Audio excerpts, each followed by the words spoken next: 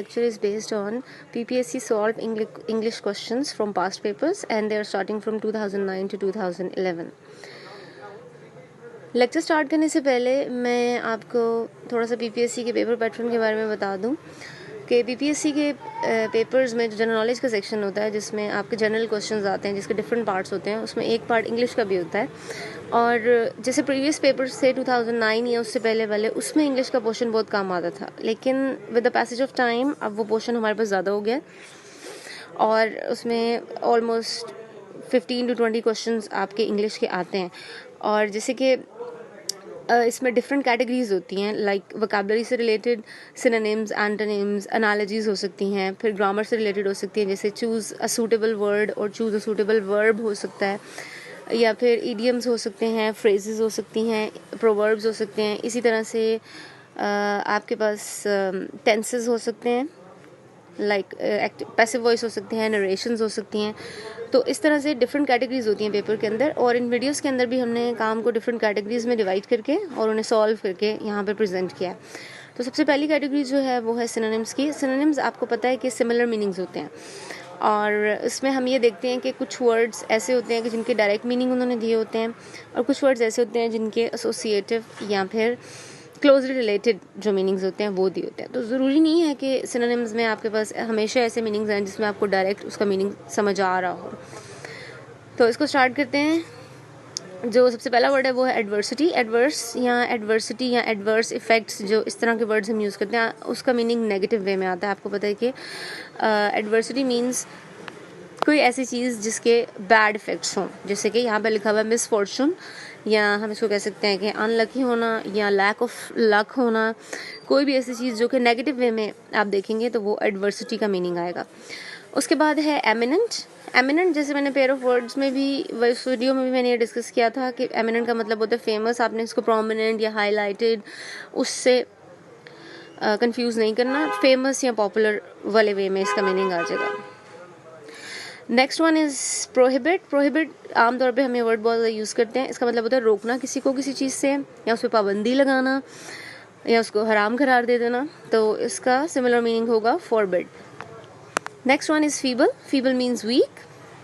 ये भी हम आमतौर पे वर्ड बहुत ज़्यादा यूज़ करते हैं। Something which is not so strong, उसको हम फीबल कहते हैं। फॉइल। फॉइल जैसे कवरिंग होती है, आउटर कवरिंग होती है, हम किसी चीज़ की प्रोटेक्शन के लिए या उसको किसी चीज़ से बचाने के लिए या रिजर्व करने के लिए हम यूज़ करते हैं, उसको फॉइल कहते हैं। तो यहाँ पे इसीलिए फॉइल के यूज़ से रिलेटेड उन्होंने उसका मीनिंग लिखा हुआ है, और वो क्या है, शील्ड। जैसे शील्ड होती है वो प्रोटेक्शन के लिए होती है, इसी तरह से फॉइल जो है वो भी प्रोटेक्शन के लिए होती है।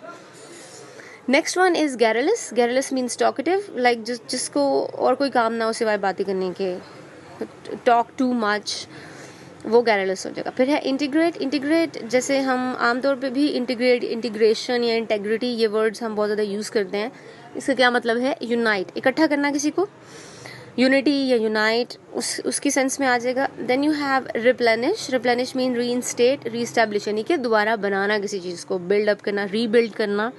री इंस्टेट जैसे मैंने यहाँ पे लिखा है, और री इस्टेब्लिश भी लिख दिया ताकि आपको याद रखने में आसानी हो।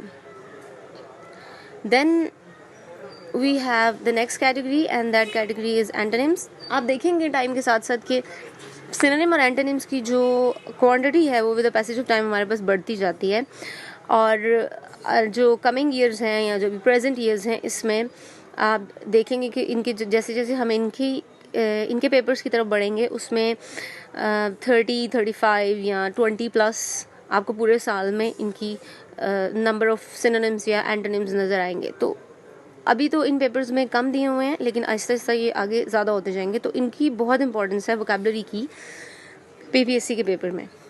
Then okay, antonyms. अब एंटोनिम्स क्या होते हैं, एंटोनिम्स आर द ऑपोजिट्स। जैसे सिनोनिम्स सिमिलर थे, एंटोनिम्स ऑपोजिट हो जाएंगे। सबसे पहला क्या दिया हुआ है, ट्रांसपेरेंट, या जिसका मीनिंग आगे लिखा हुआ है ओपेक, जिसका एंटोनिम लिखा हुआ है ओपेक। ट्रांसपेरेंट क्या चीज़ होती है, जिसके अंदर से लाइट पास हो जाती है, या जिसके आर पार आप बहुत क्लियरली देख सकते हैं। और ओपेक क्या चीज़ होती है, जो कि सॉलिड चीज़ हो, जो कि शेडो क्रिएट करती हो, जैसे वॉल होती है या स्टोन होता है या ह्यूमन बीइंग्स हैं, हमारा शेडो क्रिएट होता है। तो हम ओपेक हैं, हम ट्रांसपेरेंट नहीं है, आर पार नहीं देखा जा सकता।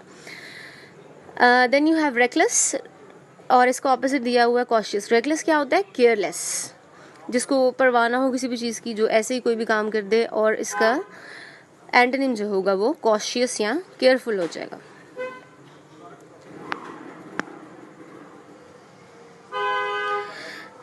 Next category is proverbs.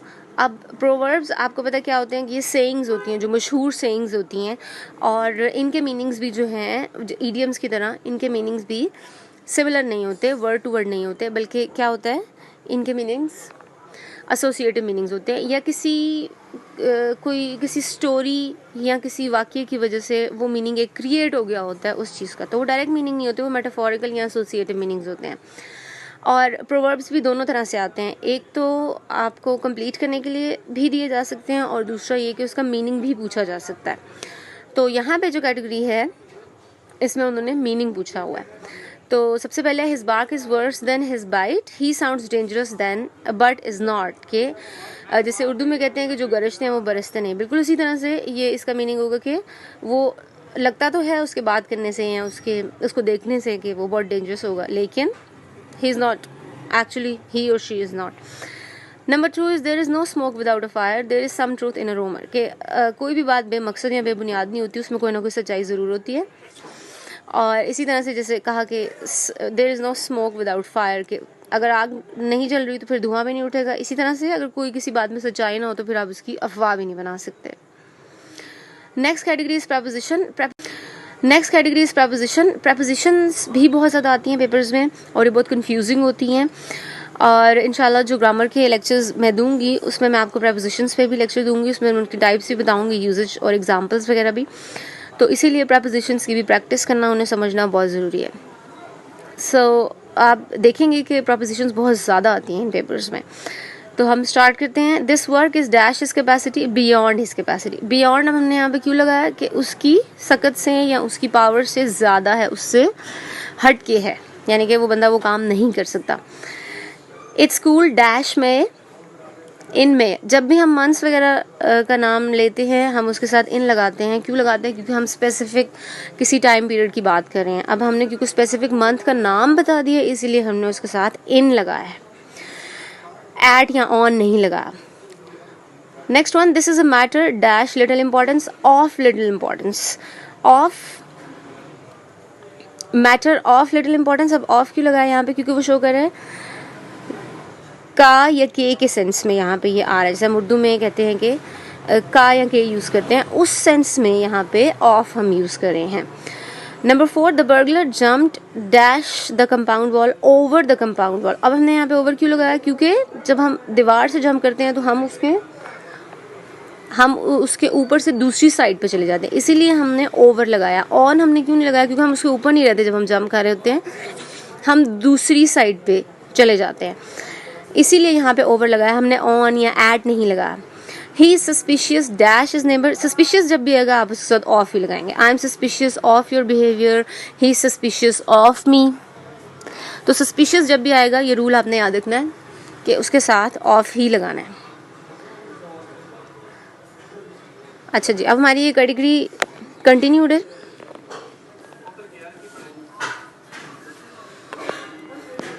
The huntsman M dash the line. M जब भी लगाएंगे, एम के साथ भी हम हमेशा एट ही लगाते हैं, निशाना बांधना। एम एट का मतलब होता है निशाना बांधना, तो ये इसी तरह से आएगा, एम के साथ हमेशा एट ही यूज होगा। He has rend and will hand dash charge of his post today. Hand over. Hand over का क्या मतलब होता है? किसी और को दे देना। जैसे एक इंसान की हुकूमत या उसकी गवर्नमेंट ख़त्म हो गई हो और वो किसी और को अपना चार्ज दे दे, ठीक है, अपना कंट्रोल अपनी कंट्री का या अपनी स्टेट का किसी और को दे देना, हैंड ओवर कर देना, ठीक है। तो हैंड ओवर की सेंस में, क्योंकि ये किसी को दे देने या किसी और के हवाले कर देने की सेंस में आ रहा है, तो इसीलिए इसके साथ हम हैंड ओवर लगा रहे हैं। हिज फादर पास dash last night away. Passed away का मतलब होता है वफात पा जाना, और इसको भी हम हमेशा इसी तरह से यूज़ करते हैं। पास्ट अवे होता है, पास्ट ऑन नहीं कहेंगे, पास्ट अवे कहेंगे। This merchant deals dash sell goods, deals in का मतलब होता है बिजनेस करना, कारोबार करना। तो इसीलिए ये भी इसी तरह से आएगा। अब ये देखें, ये सारी प्रपोजिशंस जो हैं ये एक्चुअली फिक्स हैं, ये प्रपोजिशनल फ्रेजेस हैं, हम इनको चेंज नहीं कर सकते और इनके फिक्स मीनिंग होते हैं, वो हमेशा यही रहते हैं, इसी तरह से रहते हैं और हम उनको इसी तरह से हमेशा यूज़ करते हैं। Category number 5, choose a suitable verb. अब देखें ये सिर्फ इसका एक ही क्वेश्चन आया हुआ है, आगे आगे जाके ये भी थोड़े ज़्यादा हो जाते हैं, कहीं पे 2 आए होते हैं, कहीं पे 3, लेकिन अभी इन पेपर्स में सिर्फ एक ही आया हुआ है। Have you dash Amjad's letter, have you replied Amjad's letter. अब इसको अटेम्प्ट करने का क्या तरीका होता है, इन क्वेश्चंस को अटेम्प्ट करने का ये तरीका है कि आपने ये देखना है कि आपका हेल्पिंग वर्ब कौन सा यूज़ हुआ है। जो आपका हेल्पिंग वर्ब यूज़ हुआ होगा आप उसके अकॉर्डिंग अपनी वर्ब चॉइस करेंगे। जैसे यहाँ पे हैव यूज़ हुआ तो हैव, क्योंकि हमें पता है कि ये परफेक्ट टेंसेस के लिए यूज़ होते हैं, तो हम उसके साथ हमेशा third form of verb use करते हैं, तो इसीलिए हमने IED यूज़ किया है और रिप्लाइड यहाँ पे लिखा है। नेक्स्ट कैटेगरी देखते हैं। Next category is idioms. Idioms हमने जैसे CSS के भी डिस्कस किए थे और उसका मैंने रूल आपको बताया था कि उनके मीनिंग्स एसोसिएटिव होते हैं, डायरेक्ट मीनिंग्स नहीं होते। और ईडियम्स भी दोनों तरह से आते हैं, एक इस तरह से आते हैं कि आपने उनका मीनिंग बताना होता है और एक में आपने उन्हें कंप्लीट करना होता है। तो सबसे पहला है keep one's own counsel to preserve a discreet silence.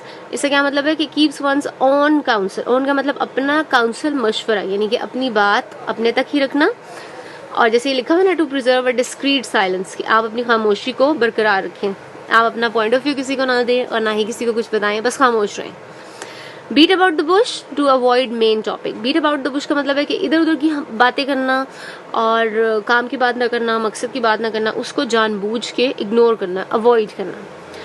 Kock and bull story and unbelievable tale, ये मैंने उस वीडियो में भी बताया था आपको कि इसका मतलब होता है कि कोई ऐसी बात जिस पे यकीन करना मुश्किल हो या जिस पे कोई यकीन ना कर रहा हो, और वो स्टोरी क्यों बनाई जाए, दूसरों को मिसलीड करने के लिए। Number 4, have an axe to grind. ये भी हमने डिस्कस किया था, सेल्फिश मोटिव, यानी कि कोई काम आप इसलिए कर रहे हो ताकि आप उसमें से अपना कोई मकसद, अपना कोई बदला, कोई ऐसी चीज़ पूरी कर सकें। Let sleeping dogs lie to avoid restraining a conflict, यानी कि कोई ऐसा टॉपिक जिससे कोई लड़ाई हो सके, कोई झगड़ा हो सके, उसको होने से बचाना, ऐसी कोई बात ना करना कि जिसकी वजह से कोई लड़ाई झगड़ा हो सके। ऑन द फेंस अनडिसाइडेड, यानी कि जब आप बिल्कुल ऐसी जगह पे हैं, ऐसे पॉइंट पे हैं जहाँ पे आप कोई फैसला नहीं ले सकते, तो आप कहते हैं कि I am on the fence और this situation is on the fence. Then you have rule of thumb, mark of thumb on a legal paper, यानी कि अंगूठा लगाना किसी कॉन्ट्रैक्ट पे या किसी भी कोई भी ऐसा लीगल पेपर हो सकता है, किसी फॉर्म पे। Turn a deaf ear to an advice did not listen, इसका तो ऑलमोस्ट आप समझेंगे डायरेक्ट मीनिंग ये होगा कि किसी की बात ना सुनना, अगर कोई काम की बात भी कर रहा है तो आप नहीं सुन रहे, बिल्कुल भी ध्यान नहीं दे रहे उस चीज़ पे।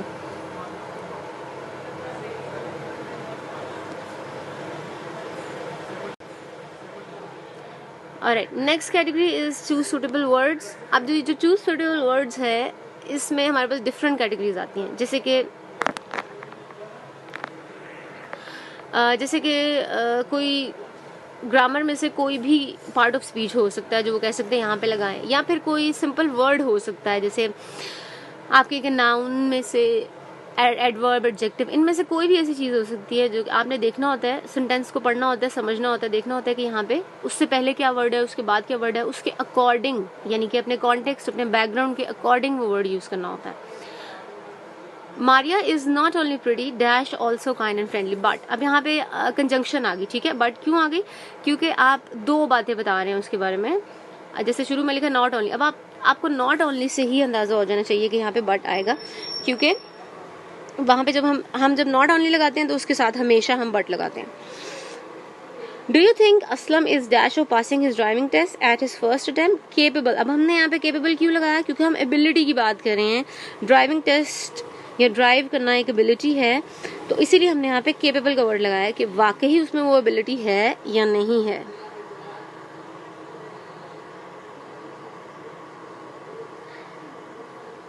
Alright, next one, when you travel on a bus or train you must pay your fare। अब यहाँ पे suitable word क्या हो जाएगा, अब ये fair basically is a noun. तो फेयर हम किसको कहते हैं? किराया जो हम आने जाने के लिए देते हैं।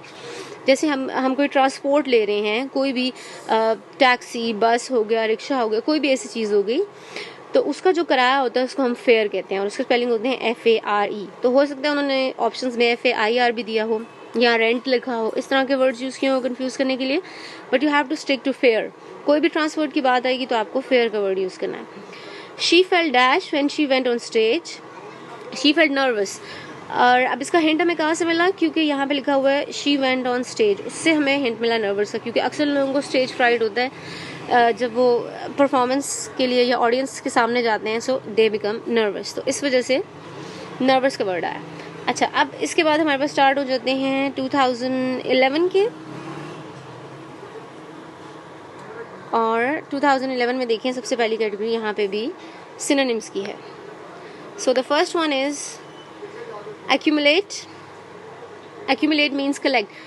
accumulate का मतलब ये होता है कि इकट्ठा करना चीज़ों को, bringing them all together, एक साथ लेके आना, जोड़ देना, एक दूसरे के साथ मिला देना। तो इस वजह से हमने यहाँ पे इसका जो करेक्ट वर्ड है, जो करेक्ट सिनोनिम है, that is collect. Then it is celebrity. Celebrity ये तो हम आम तौर पे यूज़ करते हैं, और हमें पता है कि फेमस पर्सनालिटी को सेलिब्रिटी कहते हैं। कोलिजन, कोलिजन होता है टकराना आपस में, किसी भी चीज़ों का हो सकता है, लोगों का हो सकता है, तो कोलिजन किसी भी तरह से हो सकती है। एंड कोलिजन मीन्स क्लैश, टकरा जाना। डेट्रीमेंटल। डेट्रीमेंटल मीन्स हार्मफुल, नुकसानदेह, डिसएडवांटेजियस, किसी के लिए, अपने लिए, किसी के लिए भी डेट्रीमेंटल हो सकता है। और जैसे यहाँ पे मेंटल लिखा हुआ है, यहाँ से आप ये हिंट याद रखेंगे, इसका मीनिंग नेगेटिव होगा, which is harmful. Strenuous, strenuous means strong, जैसे पीछे फीबल था हमने उसको वीक देखा था, इसी तरह से स्ट्रेनस जो है वो स्ट्रॉन्ग की सेंस में यूज हो रहा है। Next one is number 6 is rancour, और इसका है रिजेंटमेंट, यानी कि किसी चीज़ को किसी चीज़ से रुक जाना, वो काम ना करना, उसको रिजेंट करना, उसको रिपेल करना, ठीक है। And the next one is rapid. Rapid means जो एकदम से हो जाए, आपको समझ ना आए, quickly, randomly. Then you have zest, जैसे आपने शायद ये इडियम भी सुना हो, zeal and zest. Zeal and zest का मतलब ये होता है कि पूरे जोश के साथ, पूरी एक्साइटमेंट के साथ। तो इसी तरह से यहाँ पे भी यही इसका मीनिंग है, great enjoyment. Chair, chair means seat. Assiduous, assiduous means diligent. Diligent जो अपने काम में बहुत अच्छा हो, बहुत परफेक्ट हो, पंचुअल हो, बहुत अच्छे तरीके से अपना काम करता हो, दैट इज एसिडियस और diligent.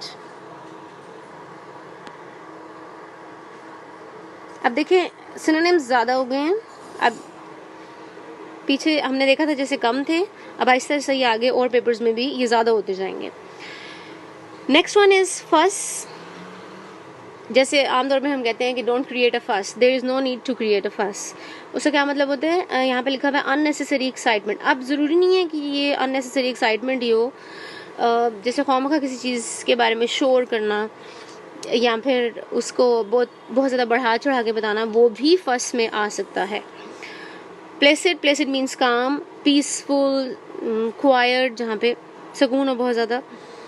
Then you have naive, naive means simple. अच्छा, अब नाइव का सिर्फ मतलब सिंपल नहीं होता, नाइव का इस सेंस में भी मीनिंग आ सकता है कि आप इतने सिंपल हैं कि आप दुनिया की जो चालाकियां हैं या फिर वो जो तेज़ी हैं, आप उस चीज़ को नहीं समझ सकते, वो भी नाइव हो सकता है। यहाँ आप किसी मामले को बहुत ही हल्का ले रहे हैं, बहुत ही आम सा समझ रहे हैं, उस सेंस में भी नाइव का मतलब आता है।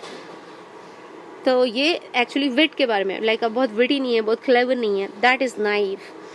Immaculate, immaculate means flawless, perfect, जिसमें कोई गलती ना हो, without any mistake, without any problems. Collusion, collusion means connivance, और इसका मैंने आगे सिंपल मीनिंग जो लिखा हुआ है, that is involvement.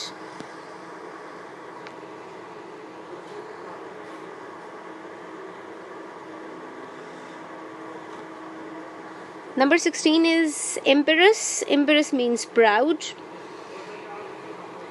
Then you have luxuriant. Luxuriant means abundant, यानी कि जो ऐसी चीज़ जो बहुत ज़्यादा पाई जाती हो, आप जिसको आमतौर पे इजीली अवेलेबल हो, इजीली एक्सेसिबल हो, वो हो जाएगा अबंडेंट, बहुत ज़्यादा अमाउंट में पाई जाती हो.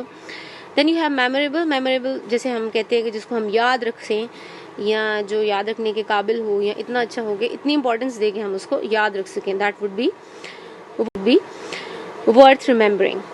प्रिजर्व. प्रिजर्व हमें पता है प्रोटेक्ट, बचाना, ख़त्म होने से बचाना, डिके होने से या ख़राब होने से, किसी भी इस तरह की चीज़ से, दैट इज़ प्रिजर्व. ऑलराइट, यहाँ पे हमारे सिनोनिम्स खत्म होते हैं. Next category is antonyms. Fugitive. Fugitive हम उसको कहते हैं ना कि जो किसी की कैद में से किसी की पनाह में से जो भाग गया हो, हम उसको कहते हैं फरार जो होता है, उसको फ्यूजिटिव कहते हैं. तो उसका ऑपोजिट क्या होगा? कैप्टिव. जिसको आपने पकड़ लिया हो, जिसको आपने कैद किया हो, वो कैप्टिव हो जाएगा. जैसे प्रिजनर्स होते हैं वो कैप्टिव होते हैं.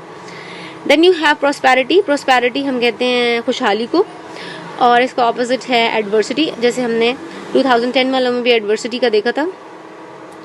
इट इज़ बीइंग अनफॉर्चुनेट, कि आपकी मिसफॉर्चून होना, बदकिस्मती होना. तो प्रोस्पेरिटी खुशहाली हो जाएगा और एडवर्सिटी नेगेटिव वे में आ जाएगा. Then you have conscientious, care free. Conscientious मैंने पेयर ऑफ वर्ड्स में भी करवाया था, और इसका मतलब होता है precise, careful, very concerning about each and everything. बहुत ज़्यादा ख्याल रखना हर चीज़ का, बहुत केयरफुल होना, और इसका ऑपोजिट हो जाएगा carefree. Then you have scant. Scant means of large size and form, बड़ा होना, हैवी होना, और इसका ऑपोजिट हो जाएगा स्लेंडर. स्लेंडर मीन्स स्लिम और स्मॉल, यानी कि साइज में छोटा होना या लेस वेट होना किसी चीज़ का. Next one is tender. Tender कहते हैं सॉफ्ट को, सॉफ्ट हार्टेड, काइंड, वो हो, और उसका ऑपोजिट हो जाएगा क्रूअल, यानी कि जालिम. कमेंस. कमेंसमेंट जैसे हम कहते हैं, कमेंसमेंट स्पीच, वो क्या होती है?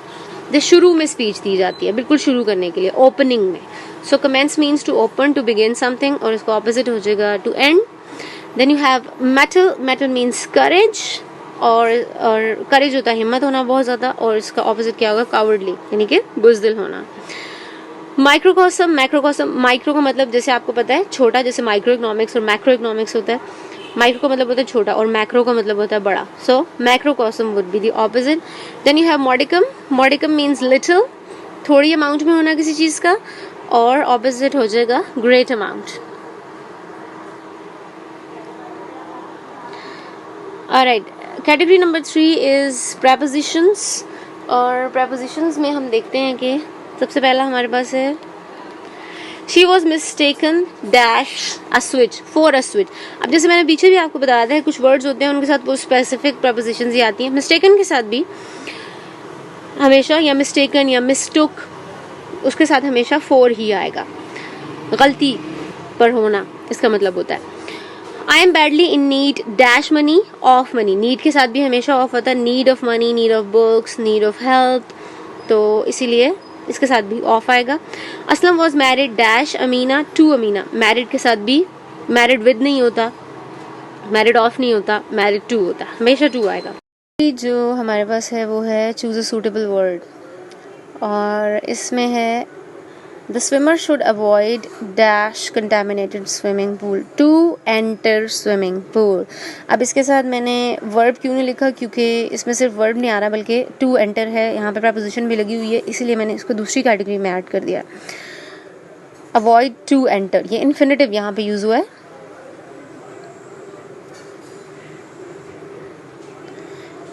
ऑलराइट, तो अभी हमारी सेम कैटेगरी चल रही है. No sooner is always followed by dash by then.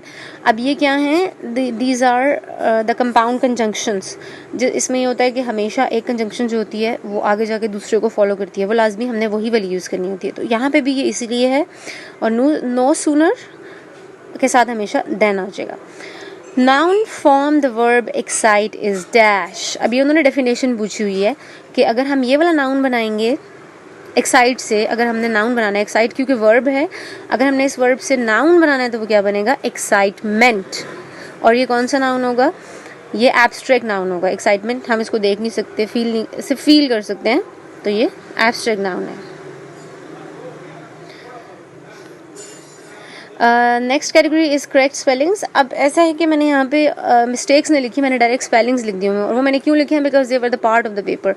तो ये मैंने इसीलिए ऐड कर दी कि अगर आपको कभी देखना पड़े कि कौन कौन से करेक्ट स्पेलिंग्स आए थे, तो आप जस्ट यहाँ से रीड आउट कर सकें। और इसमें यही होता है कि स्पेलिंग नीचे गलत लिखे हुए होते हैं और उसमें से कोई ना कोई एक करेक्ट स्पेलिंग, आपने कोई एक करेक्ट वर्ड चूज़ करना होता है। किसी में कोई वर्ड ज़्यादा हो सकता है, किसी में कम हो सकता है, लेकिन ये पेपर में आते हैं, मतलब बहुत ज़्यादा तो नहीं आते, लेकिन फिर भी आपको ये बेसिक स्पेलिंग्स पता होने चाहिए।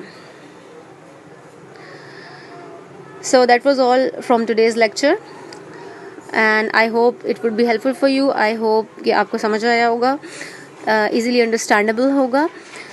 And if you want more such kind of lectures, please stay tuned to our channel and subscribe.